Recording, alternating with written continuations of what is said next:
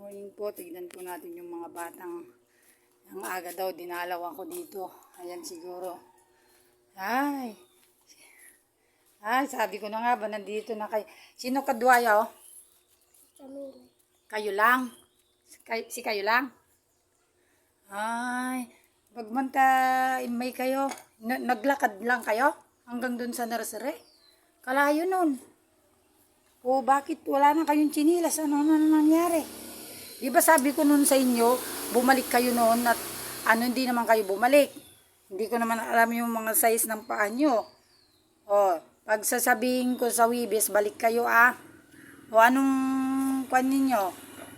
Sandali kukuha ko ng tinapay. Mga kapatid, naglakad lang sila magmula daw doon. Ito po yung mga katutubo. Pero makukyut po sila Ayan. Bigyan natin sila ng kahit kunting tinapay lang. Ayan. Hintayin niyo ako dyan Kukuha po tayo sa tindahan. Maghintay kayo dyan Ayan po sila. Kalilit po nila. Malayo po yung kanilang mga pinanggalingan. Bigyan natin sila ng mga kahit tinapay lang kabsat. Mabigay din natin sa kanila.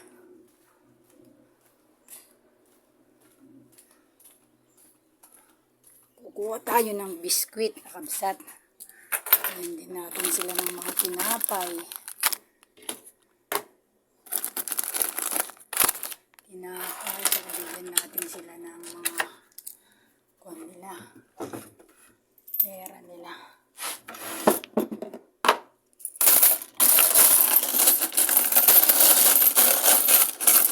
Bigyan natin sila kahit mga bibili lang nila ng mga tinapay kakabsat. Sandali antayin niyo ako dyan kuha tayo ng mga tinapay. Bigyan natin sila.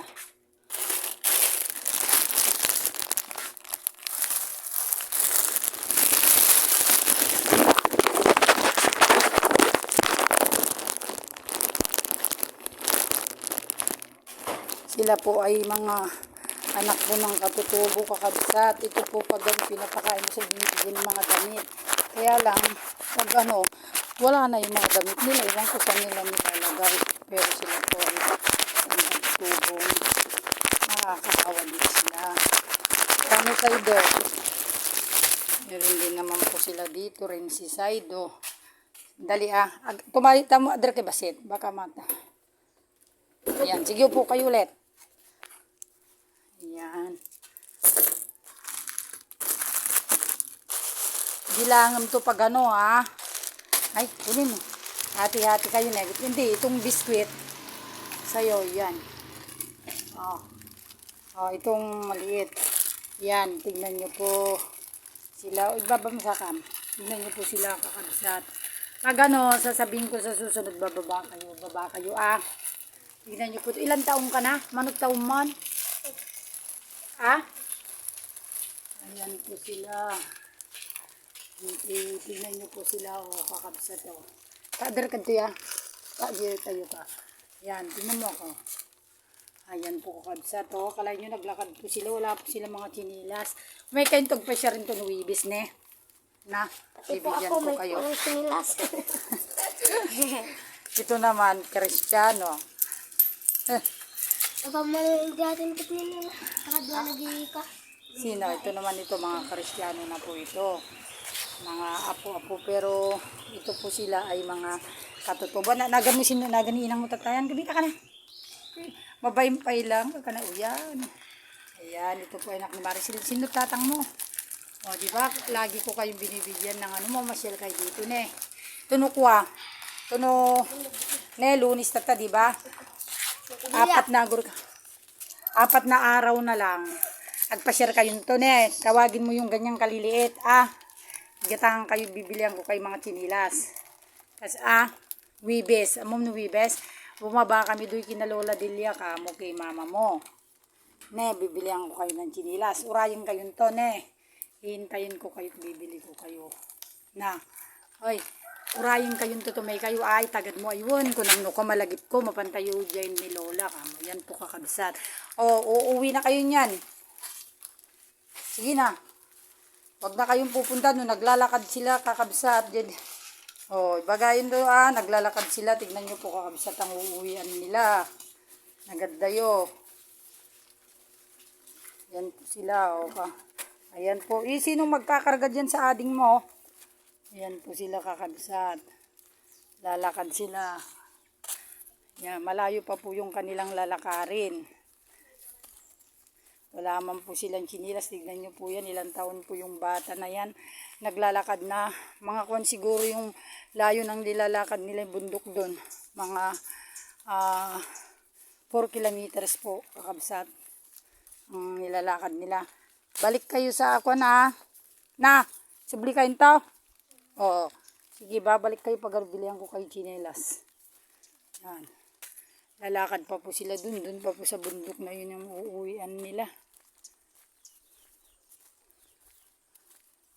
Doon po yung bundok na yun. Tuturo ko po yung dadaanan nila po ito.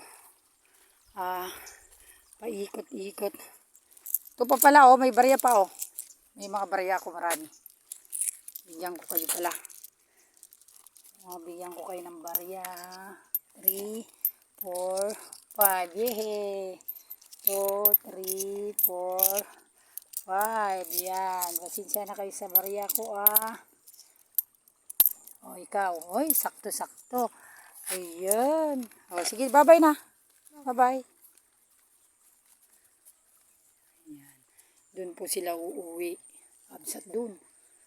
Sa paanan ng bundok na yon. Kagaling po maglakad yung bata kakabsat, oh. Kaliit niya po lang, nakakaawa naman po sila. Nung isang araw po kasi galing sila dito, binigyan ko po sila kasi ng yung mga bata gamit. O ngayon nakita ko na naman sila. Lagi ko naman po silang binibigyan yung pag nakikita ko, yun po, dinalaw daw ako. Sa pagkada umaga po nandito sila. Kaso di po kasi ako nakapagluto ng kanin na paninda ngayon, kaya wala silang makain. Bukas kasi ako magluluto.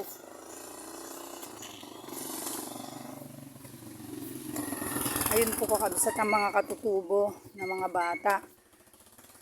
Pag na sanay na silang pumupunta sa akin, wala po kasi akong tinda ngayon kakabsat, oh. Ayan, hindi ako nagtinda kasi magpapahinga po ako. Nung isang araw po mga bata na yun, nagpunta po sila dito noon. Binigyan ko rin sila ng mga gamit kasi marami rin ding mga kami. Yung gamit sa bahay, ukay-ukay, tsaka mga may mga kape, mga tinapay. Kaya minsan namamasyal-masyal na sila dito sa akin lagi. O wala pala silang mga tsinelas. Nung minsan binilihan ko na sila kaya nagkapalit-palit yung tsinelas nila. Iwan ko dahil wala naman na sila. Pag bibilihan ko na naman sila. Yun po yung mga katutubo natin na kapuspalad. Kawawa din po sila, wala din po silang makain at nakatira sila sa bundok. Kaya kahit kunti lang pong maitulong, masaya na po sila. Yung galing po sa puso. Ganun lang po mga kapatid ang pagtulong sa kapwa kahit maliit lang na bagay. Kung ay kakasaya na nila, masaya ka na rin. Kung mayaman nga lang po ako, hindi lang po yun, mahirap lang din naman po ako, nagtitinda-tinda lang naman ako para kumita din. Pero kung may pagkakataon na ako'y maswerte at maging maganda ang buhay, iipunin ko lahat po ng mga minority at bibigyan ko po ng tulong. Yun po ang pangako ko at wish ko po sa buhay kasi nakakaawa din po sila, nakatira po sila sa paanan ng bundok.